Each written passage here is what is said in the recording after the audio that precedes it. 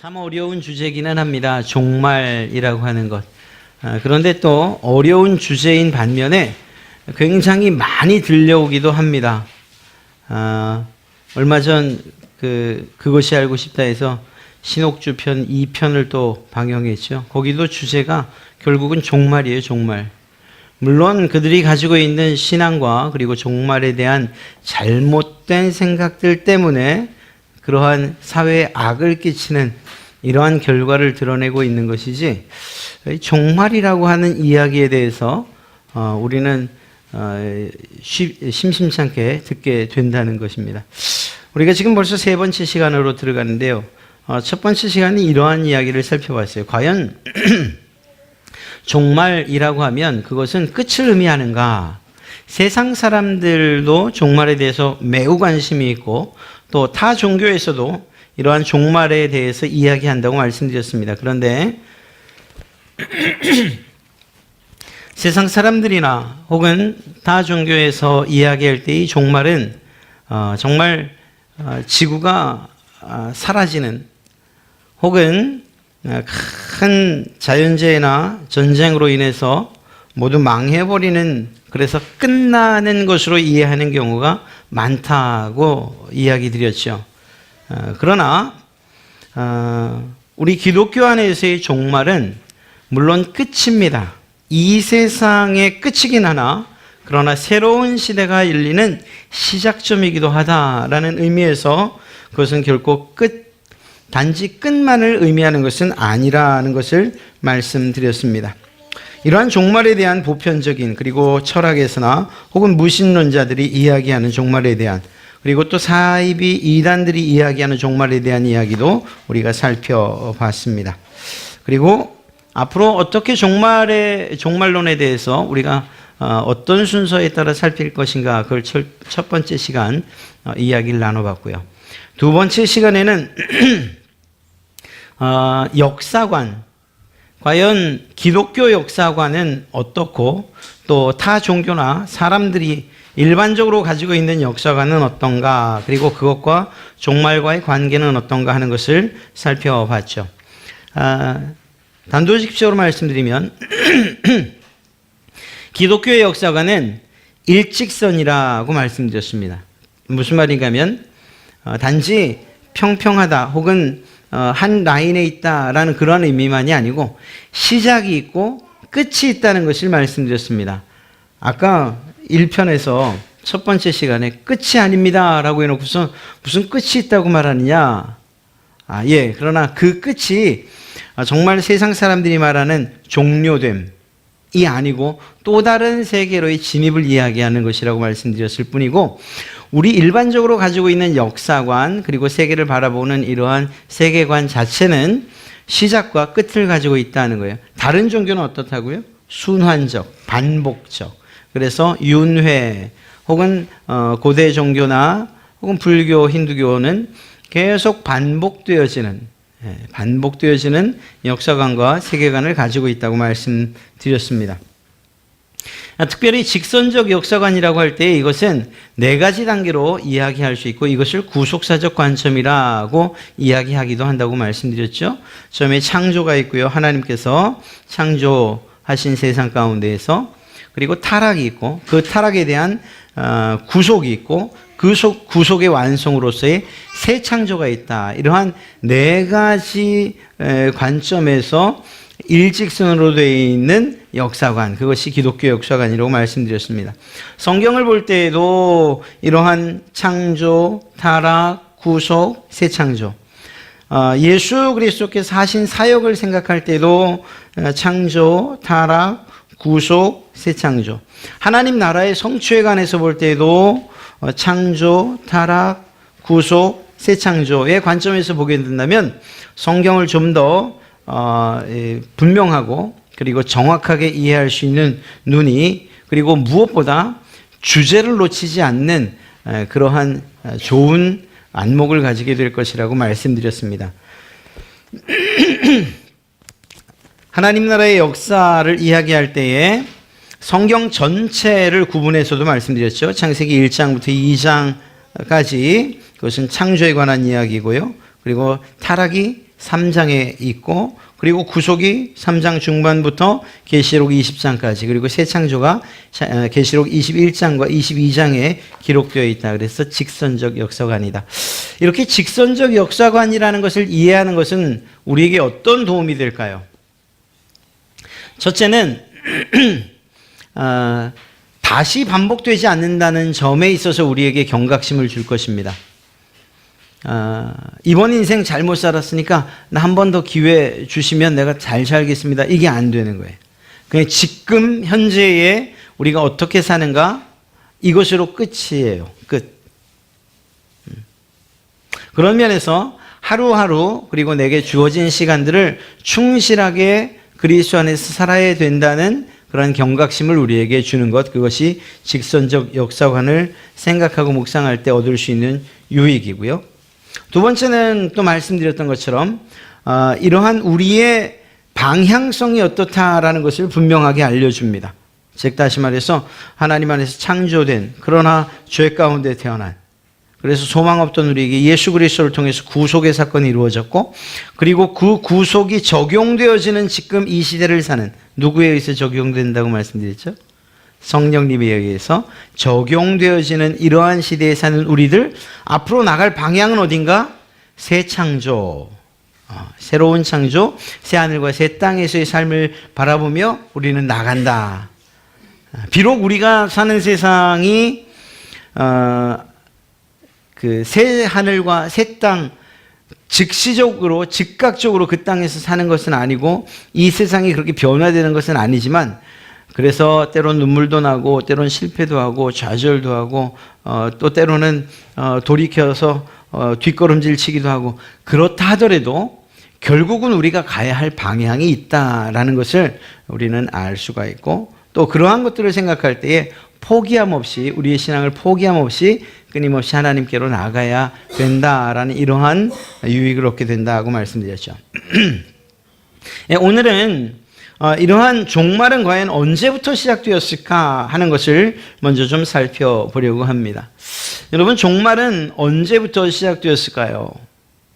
언제부턴가 심심찮게 서두에 말씀드렸던 것처럼 종말에 대해서 이제 마지막 때야, 말세야, 뭐 이런 이야기들을 심심찮게 들어왔는데, 그렇다면 성경 안에서는 이 종말이 언제부터 시작되는 것인가, 또 성경은 그 종말의 시작이 무엇으로부터 시작됐는가라고 이야기하는가에 대한 대답을 오늘 좀 살펴보려고 합니다.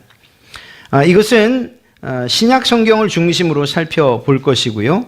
신약 성경에서 보여주는, 나타내주는 세 가지 중요한 종말에 대한 핵심 내용을 오늘 살펴볼 것입니다. 첫째는 이 종말이라는 것이 우리의 생각과는 다르게 2000년대에 들어서서, 또 아니면 정말 그 나라와 나라가 싸우고 자연재해가 일어나고 하는 그 즈음부터 종말이 시작됐다라고 생각하는 우리의 생각과는 다르게, 이 종말은 예수님의 초림, 예수님의 처음 이 땅에 오심으로부터 시작되었다라는 것입니다.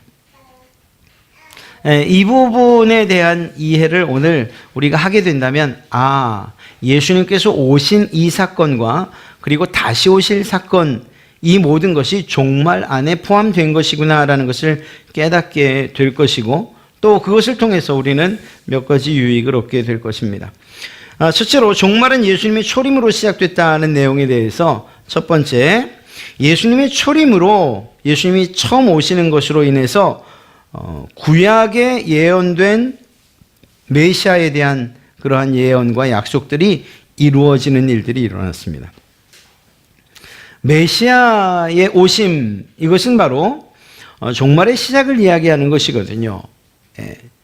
그래서 성경 안에 이러한 메시아에 대한 예언과 그 약속들이 구약 어디에 담겨져 있는가를 살펴보면, 그것이 예수님의 오심으로부터 그것이 이루어지기 시작했구나를 알 수가 있는 것입니다. 구약에 예언되어 있는 마지막 때 일어날 일들이 예수님이 오시는 것으로부터 시작되고 있는 것을 우리는 보게 될 것입니다. 원시복음이라고 하는 창세기 3장 15절, 우리가 꽤 자주 보게 되죠. 내가 너로 여자와 원수가 되게 하고 내 후손도 여자의 후손과 원수가 되게 하리니 여자의 후손은 내 머리를 상하게 할 것이요 너는 그의 발꿈치를 상하게 할 것이니라 하시고, 이것은 단지 뱀과 여자의 후손에 관한 이야기가 아니라고 말씀드렸죠. 바로 이것은 사단과 예수 그리스도와의 전쟁을 이야기하고, 그리고 그 전쟁에서 예수님이 승리할 것에 대한 예언이 죄를 짓고 난 직후에 그들에게 주어진 복음, 너희가 비록 죄를 지었지만 그 죄를 반드시 예수 그리스도가 이길 것이라는 이러한 사실들을 창세기 3장 15절에서 이야기하심으로 하나님께서 승리하실 것을, 예수님께서 승리하실 것을 이미 예언하고 있다라는 것입니다.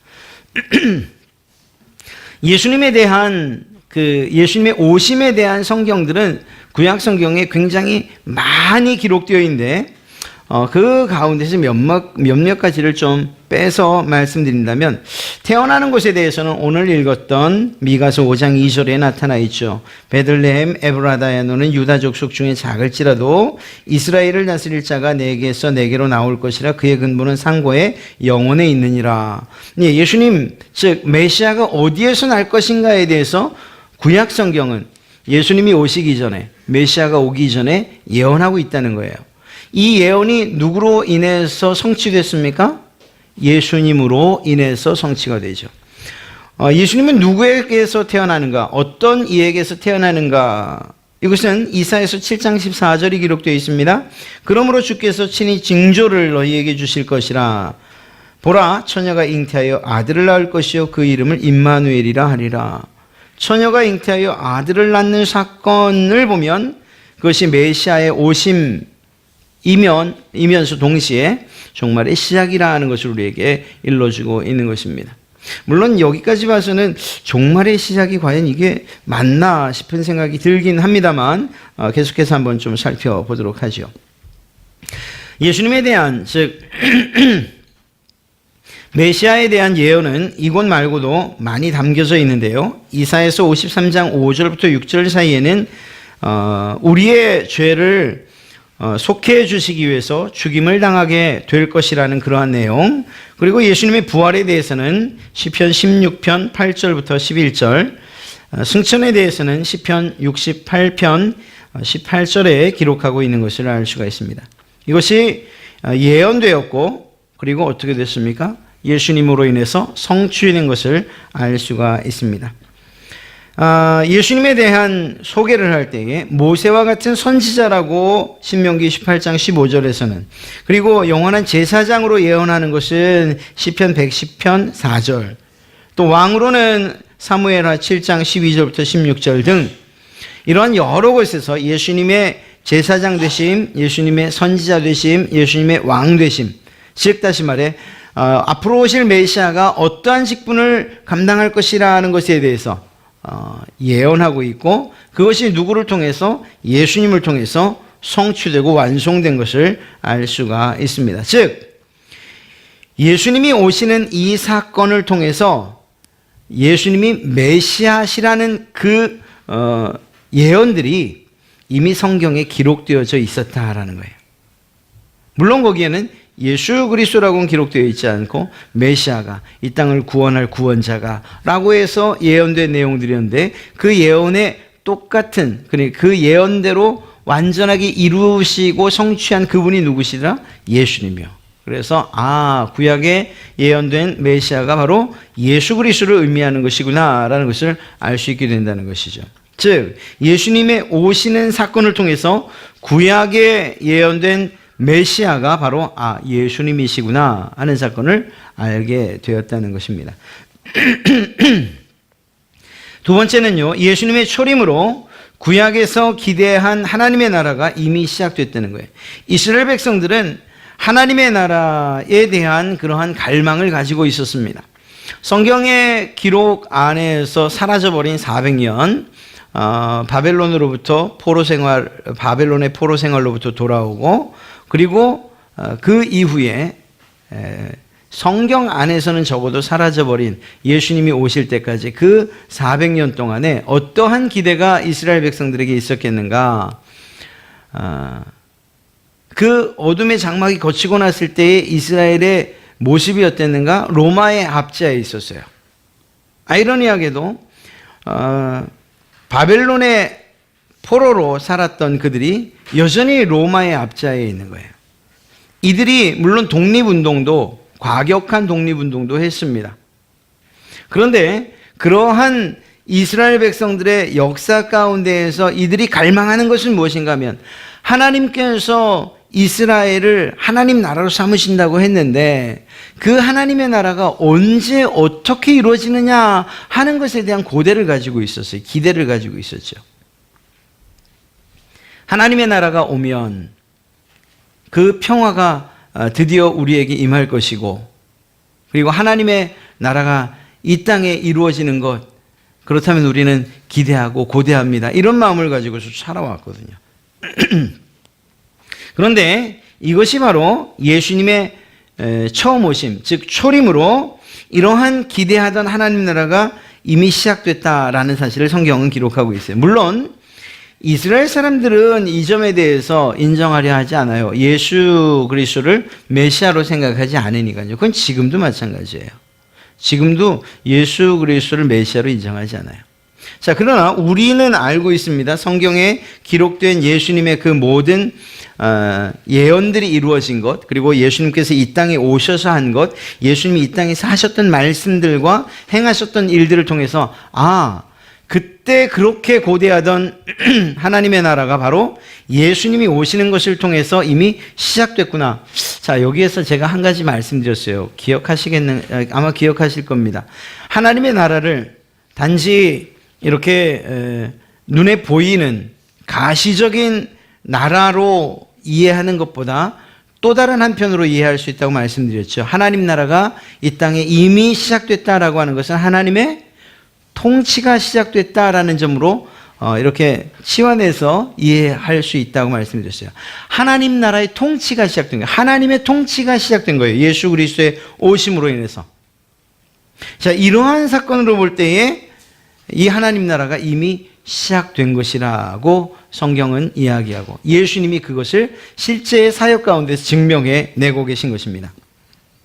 자, 하나님은 이스라엘의 왕이시자 또 모든 우주의 왕이 되십니다.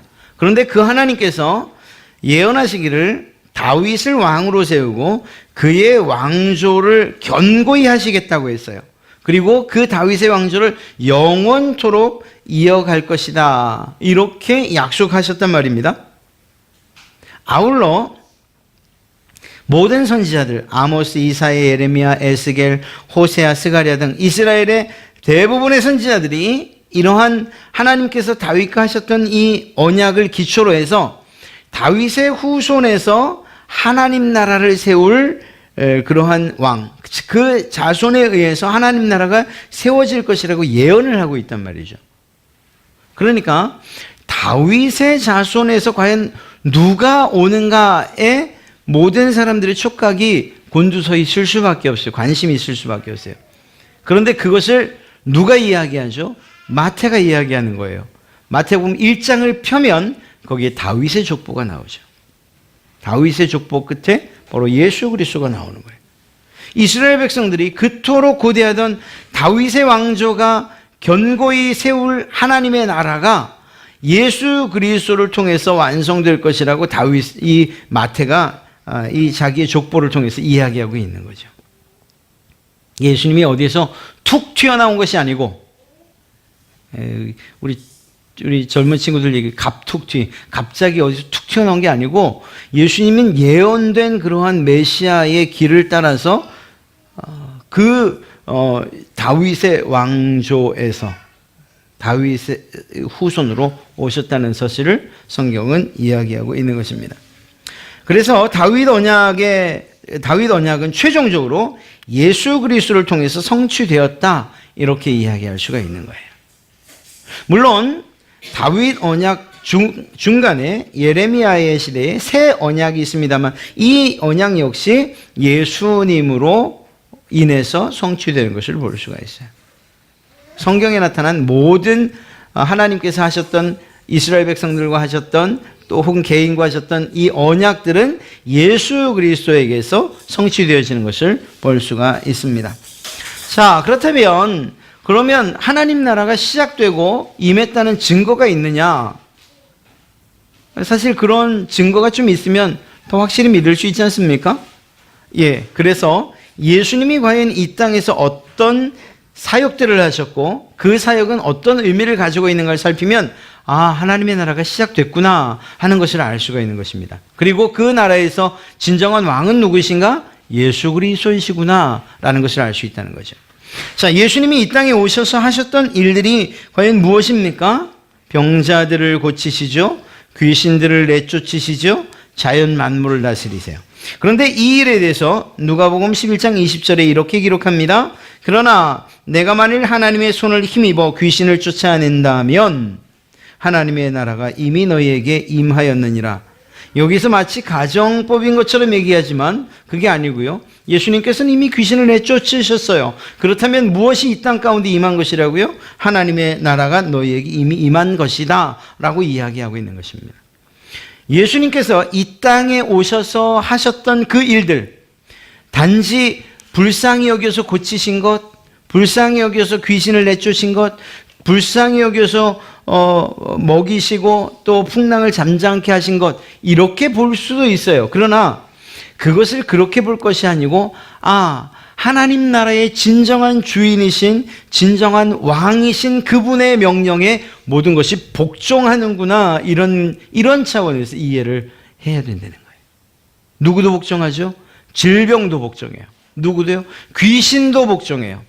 심지어는 자연 만물도 하나님 나라 안에서는 예수 그리스도에게 복종해요. 왜 복종할까요? 그 나라, 하나님 나라의 진정한 왕이 바로 예수님이시기 때문에. 이러한 사실들을 예수님께서 스스로 증명하고 계신 거예요. 내가 왕이다. 나를 통해 하나님 나라가 이미 시작됐다라는 것을 말이죠. 또 한 가지는 예수님의 초림, 그 초림으로 인해서 구약에서 마지막 날들에 일어날 일이라고 한 여러 가지 것들이 성취됩니다. 물론 구약에 기록된 내용들은 대부분 이스라엘이 어떻게 될 것인가 하는 것에 대한 예언들이었습니다.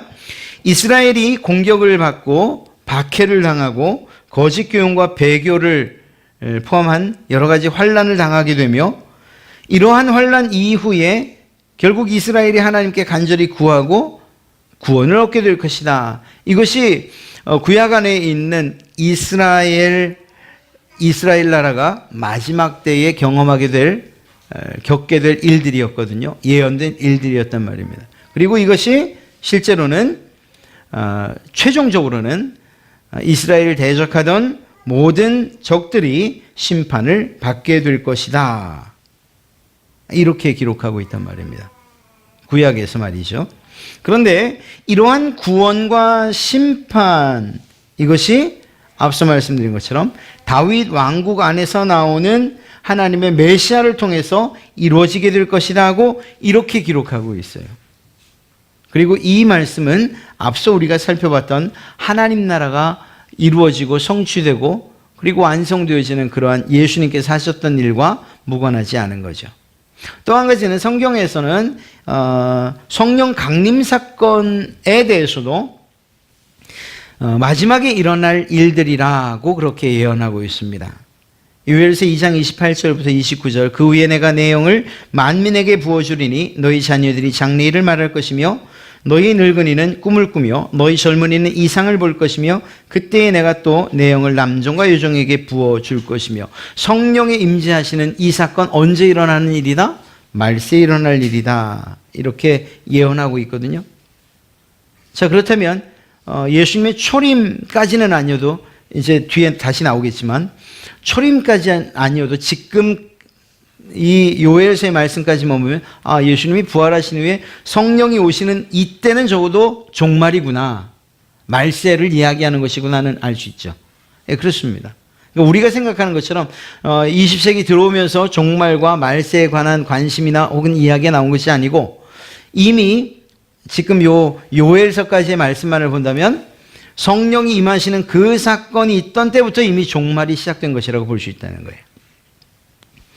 그런데 히브리서 9장 26절 말씀을 보면 그리하면 그가 세상을 창조한 때부터 자주 고난을 받았어야 할 것이로되 이제 자기를 단번에 제물로 드려 죄를 없이 하시려고 세상 끝에 나타나셨느니라 라고 이야기하고 있어요. 세상 끝을 우리가 뭐라고 얘기하죠?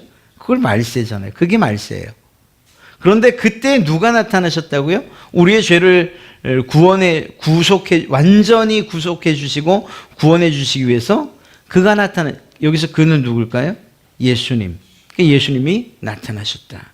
이 땅에 처음 오신 사건을 이야기하는 거죠. 그러니까 이 말씀으로 본다면 성령님께서 임하시던 사도행전의 그때부터 말세의 시작이 아니라 그것보다 훨씬 이전인 예수님이 이 땅에 오시는 때부터 성경은 마지막 때라고 기록하고 있구나라는 것을 알 수가 있습니다. 자, 그리고 이것에 대해서 이제 우리가 좀 더 명확하게 살펴보려고 합니다. 종말을 우리는 단지 지금 이 시대라고 이야기하는데 그것이 아니고 예수님의 초림부터 예수님의 재림 이 두 사이를 모두 종말이라고 이해하는 것이 옳습니다.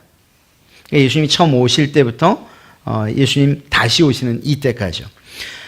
예수님께서 이 세상을 이야기할 때에 용어가 있어요. 그 용어 세 가지가 무엇인가 하면 비교해서 설명하신 건데 이 세상 그리고 오는 세상 이 두 가지를 따로 이야기하셔요. 또 현세 그리고 내세 이렇게도 이야기하시고요.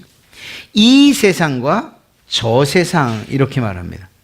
그러니까 예수님이 사용하신 세 가지 용어를 볼 때에 분명하게 세상이 구분되어 있다는 사실만큼은 알 수 있어요. 지금 이 세상과 오는 세상, 이 세상과 저 세상, 지금 현세와 앞으로 올 내세가 구분되어 있다는 것은 우리가 확실하게 알 수 있습니다. 그리고 이것에 대해서 신약의 종말관은 좀 어렵지만 복선적이고 중첩적이다. 이건 말이 어려워서 그냥 그림을 그린 게 쉽습니다. 그러니까 이게 두 개가 맞물려 있다는 거예요. 예수님의 초림과 예수님의 재림을 기준으로 해서 제가 그린 그림처럼 이렇게 맞물려 있어요. 그래서 이 세상 이 시대, 파란색으로 기록되어 있는 이 세상 이 시대, 또 붉은색으로 되어 있는 오는 시대와 오는 세상, 이것이 사실은 맞물려 있다는 거예요. 무엇을 기준으로? 예수님의 초림과 예수님의 재림을 기준으로 해요. 그리고 그 초림부터 예수님의 재림까지를 마지막 시대, 말세, 종말 이렇게 이야기할 수 있다는 것입니다. 이게 종말에 대한 그 시대의 그 폭이 훨씬 넓어지죠. 그냥 단순하게 지금 때만이 아니고 예수님이 오면서부터 종말은 시작되었다. 이렇게 성경은 이야기하고 있어요. 자, 이렇게 이해를 하게 되면 이런 말들을 정의를 내릴 수가 있죠. 즉 다시 말해서 예수님의 초림으로 종말이 시작되었고 예수님의 재림으로 종말이 완성된다. 이렇게 말할 수가 있습니다. 또 예수님의 초림으로 하나님의 나라가 시작되었고 이건 우리가 앞서 살펴봤던 내용이죠. 예수님이 오시는 재림으로 인해서 하나님의 나라가 완성되었다. 여기에서 반복되는 말이 뭘까요? 시작과 완성이에요.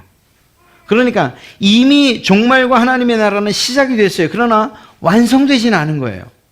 이 완성은 언제? 예수님이 오시는 날 하나님의 나라도 완성되고 그리고 종말도 끝난다. 이렇게 말할 수 있는 거죠. 이걸 또 다른 표현으로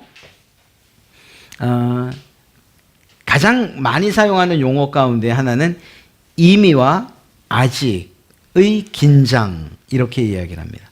이미 하나님 나라는 시작됐어요. 이미 종말은 시작됐어요.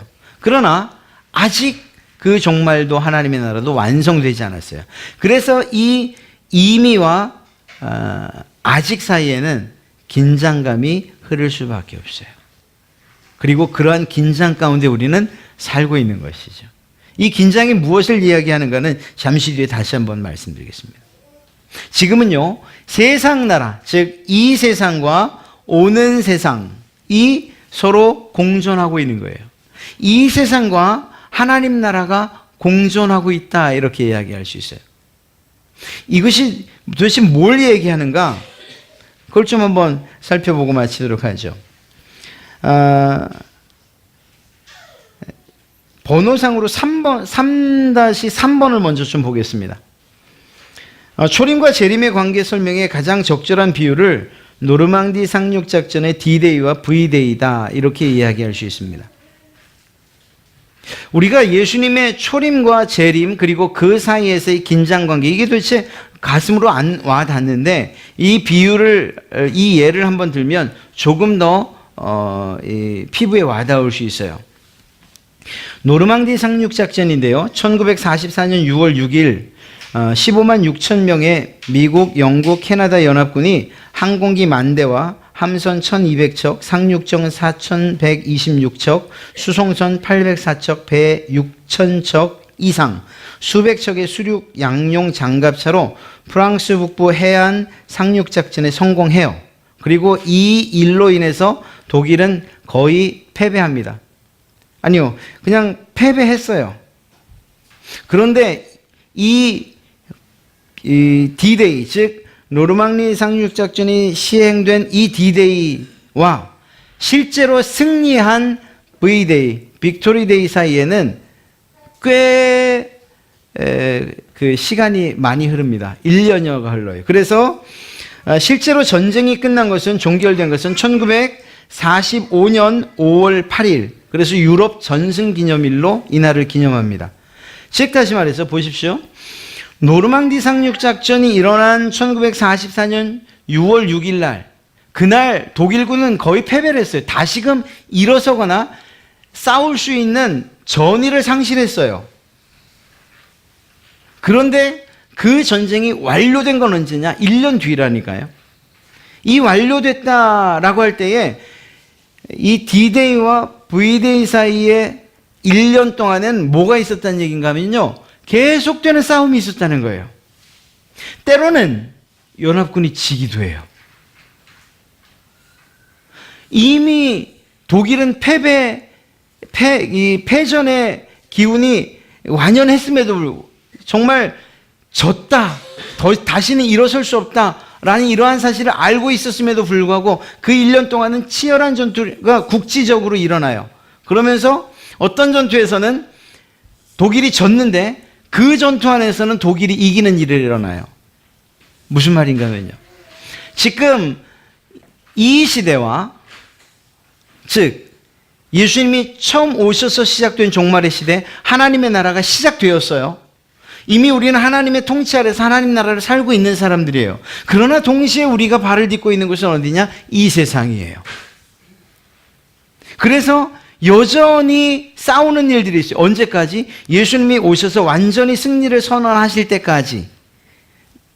이 유럽 전승 기념일, 바로 1년 뒤에 있었던 이 전승 기념일 때까지 치열한 전투가 됐던 것처럼, 한 가지 분명한 것은 무엇인가 하면, 아무리 발버둥을 쳐도 연합군이 승리한 전쟁이었어요. 독일이 다시 재기할 수는 없어요. 그러니까 비록 1년이라는 시간이 걸렸지만 연합군이 승리해요. 우리가 언제가 될지 모르나, 예수님이 오신 초림 때부터 언제가 될지 모르는 그 예수님이 오시는 날까지 우리는 이 세상을 살아야 될 사람들이고요. 그리고 그 사는 동안에 계속적인 영적 전투가 있어요. 때로는 실패해요. 때로는 우리의 신앙을 잃어버리기도 하고, 때로는 좌절하고 절망하기도 하고, 때로는 사단에게 지기도 해요. 자, 이때에 이 두 가지 확실한 사실, 예수님께서 이미 승리하셨다는 이 사실, 그리고 그 승리가 완성될 날이 반드시 있을 거라는 이 사실이 실패하고 절망하고 그냥 낙심하고 있는 그 사람들이 어떤 위로를 줄까요? 포기하지 않는다는 거죠. 내가 지금은 졌지만, 그러나 내가 비록 지고 있다 하더라도 이 전쟁은 이미 이긴 전쟁이라 하는 거예요. 예수 그리스도께서. 그래서 그 이긴 그분, 예수 그리스도, 그리고 그분께서 보내주신 성령님을 더 의지하게 되는 거예요. 만약에 이겼다는 사실이 확실치 않으면 어떤 일들이 일어날까요? 싸움에서 져요. 맨날 유혹당해요. 그리고 그것 때문에 자기 스스로에 대한 낙심을 해요. 그러다가 예수님을 떠나버려요. 이겼다는 확신이 없으면 말입니다. 이거 이렇게 믿어도 되는가? 계속적인 사단의 그러한 우리에 대한 공격, 그리고 너 죄인이라고 하는 이런 정죄들, 이러한 생각들 때문에 다시는 예수님께로 돌아가지 못할 거예요. 그러나 그 사탄이 아무리 정죄를 하고 여러분을 고소해도 우리는 뭘 알고 있죠? 예수님께서 승리하셨다는 사실을 알고 있어요. 그러한 정죄와 고소도 아무런 소용이 없다는 것을 알고 있어요. 왜? 예수님께서 이미 승리하셨으니까. 그래서 그러한 예수님 다시 오시는 하나님 나라가 완성되는 때까지 우리가 넘어진다 하더라도 다시 일어날 힘을 얻게 되는 거예요. 예수님이 승리하셨다는 사실이 확실하니까. 그 사실을 분명하게 보여주는 성경이 로마서 8장이에요. 8장을 읽어보면 막 힘이 불끈불끈 솟아나요. 야, 내가 이렇게 정말 낙심하고 좌절하고 실패감에 쌓여 있을 이유가 없지. 누가 나를 정죄하겠어? 누가 나를 고소하겠어? 누가 나를 하나님의 사랑에서 끊을 수 있겠어? 그렇게 말입니다. 왜? 왜 그 말씀이 우리에게 이렇게 힘있게 읽혀지는 걸까요? 예수님이 승리하셨다는 것을 알고 그 승리의 완성이 조만간에 주님 오시는 날 완성되어질 것을 아니까 말입니다. 그래서 이 둘 사이, 즉 초림과 재림의 긴장 사이에서 우리는 오히려 승리하면서 살아갈 수 있는 거예요. 넘어져도 낙심하지 않아요. 오히려 하나님께서 반드시 다시 일으키실 것을 우리에게 약속해 주신 승리를 완성시켜 주실 것을 우리가 믿기 때문인 것이죠. 그렇습니다. 이미와 아직의 긴장관계 가운데 있지만 승패는 결정 난 것이라는 거예요. 저는 이 이야기를 할 때 이 상륙작전 말고도 이런 예를 종종 들어요. 여러분 혹시 야구든 혹은 뭐 농구든 혹은 축구든 좋아하시는 경기 있으세요? 뭐든지 상관없어요. 여러분이 좋아하는 팀이 있어요. 막 애 같아 막. 근데 결국 이겼어요. 예를 들어 대한민국과 뭐 제일 잘하는 나라 어디로 갈까요? 독일? 네, 저 독일 좋네요. 독일 이겼어요. 이긴 결과를 알고 있어요. 그 다음에 여러분들이 재방송을 봐요. 재방송을 봐요. 얼마나 못하는지 수세에 몰려 똥볼 차는 것 같아요. 그래도 여러분들의 마음은 어떻죠? 편안하게 봐요. 왜? 이겼다는 사실을 이미 알고 있으니까 말이에요. 그런 거예요. 우리가 이 세상을 살아가면서 정말 그 믿음을 잃어버릴까, 혹은 예수님이 마지막에 정말 완전한 승리를 이루지 못하시면 어쩔까, 예수님께서 하신 그 구원이 취소가 된다면 어쩔까, 이런 생각을 할 이유가 없다니까요. 마치 이겨놓은 게임을 다시 재방송 보는 것처럼 노르망디 상륙작전의 그 확실한 승리가 여전히 유지되어서, 그리고 V-Day, 즉 전승기념일로 기념되는 그러한 날이 있는 것처럼 우리에게 오신 그 주님, 초림으로 오신 예수님으로부터 시작된 종말과 그리고 하나님 나라, 하나님의 통치, 그것이 비록 우리 가운데 큰 영향력을 미치는 것 같지 못하고 우리는 또 때로는 반대되는 것 같고 절망하고 낙심하고 실패하는 것 같지만, 그러나 주님이 반드시 이기시고 그 승리하신 승리를 성취하시고 완성하실 날이 있다는 것을 우리가 알고 있고 믿고 있다면, 이 안에서 조금 실패하고 낙심하는 것 때문에 예수님 떠난다거나 아유 나 독일 편해야지, 아유 나는 독일 응원해야지, 이런 이야기들은 하지 않을 거라는 거예요. 그래서 이러한 긴장관계 가운데 있다는 사실을 아는 것으로, 첫째는 반드시 승리할 것이라는 그러한 확신 가운데 때로는 우리의 실패하는 것들을 괴념치 않고 오히려 일어설 수 있는 힘을 얻게 된다는 것이죠. 한 가지만 살피고 또 마치겠습니다. 예수님의 초림과 재림 이 두 가지의 관계는요, 예수님이 오셨다는 사실, 처음 오셨다는 이 사실, 그리고 하늘로 올라가셨다는 이 사실은 무엇을 의미하는 것인가 하면 예수님이 반드시 약속대로 재림하실 것이라는 것에 대해서 보증해 주고 있는 거예요. 예수님이 오셨다는 사실은, 그리고 다시 하늘로 승천하셨다는 이 사실은 약속하신 대로 오셨기 때문에 약속하신 대로 다시 오실 것이라는 것을 우리에게 보증시켜주고 있다. 보증수표. 네. 또 한 가지는 이 사실에 대해서 이제 사도 바울이 이렇게 이야기하죠. 바로 부활에 관한 것인데요. 고린도전서 15장 20절과 21절이에요. 그러나 이제 그리스도께서 죽은 자 가운데서 다시 살아나사 잠자는 자들의 첫 열매가 되셨도다. 사망이 한 사람으로 말미암았으니 죽은 자의 부활도 한 사람으로 말미암도다. 이 무슨 말일까요? 첫 열매. 예수님께서 부활하셨다는 사실은 무엇에 대한 보증이 될까요? 예수님을 따라 우리 신자들도 다시 부활할 것이라는 것에 대한 확실한 보증이 된다는 거예요. 또다시 또 다른 면이 무엇인가 하면요, 예수님께서 이 땅에 왕으로 오셨다는 사실은 그 왕 되신 예수님을 따라 우리가 왕으로 살게 될 것이라는 것에 대한 보증이 될 것이라는 거죠. 그것을 그리고 결국은 성령님을 통해서 우리에게 확실히 인쳐주셨다라고 그렇게 기록하고 있는 것입니다. 그러니까 초림 때에 하나님께서 성령을 주셨는데 그 성령이 우리에게 임했다는 사실은 무엇을 얘기하는가? 마지막 날에 우리 신자들을 완전히 그리고 구원의 완성을 이루실 것에 대해서 우리는 확실히 믿게 될 것이라는 거죠. 고린도후서 1장 22절에 그가 또한 우리에게 인치시고 보증으로 우리 마음에 성령을 주셨다. 이렇게 성령을 주신 이 성령님께서 우리에게 확실히 보증이, 내가 너희에게 성령을 줬지 않냐? 그것처럼 그것이 보증이 돼서 너희가 마지막 날에 구원의 완성을 이룰 것이라는 사실을 믿게 될 것이라는 거죠. 또한 고린도후서 5장 5절에도 곧 이것을 우리에게 이루게 하시고 보증으로 성령을 우리에게 주신 이는 누가? 하나님이시다. 그렇습니다. 여러분, 우리의 종말은 그냥 우리 앞에 남아있는 날들만이 종말이 아니에요. 이미 예수님이 오심으로부터 종말이 시작됐어요. 종말이란 그 단어가 우리에게 좀 거부감을 주기도 하지만 그것을 좀 바꿔 이야기하면 하나님의 나라와 하나님의 통치가 예수님이 오시는 때부터 시작됐다는 것을 의미하는 거예요.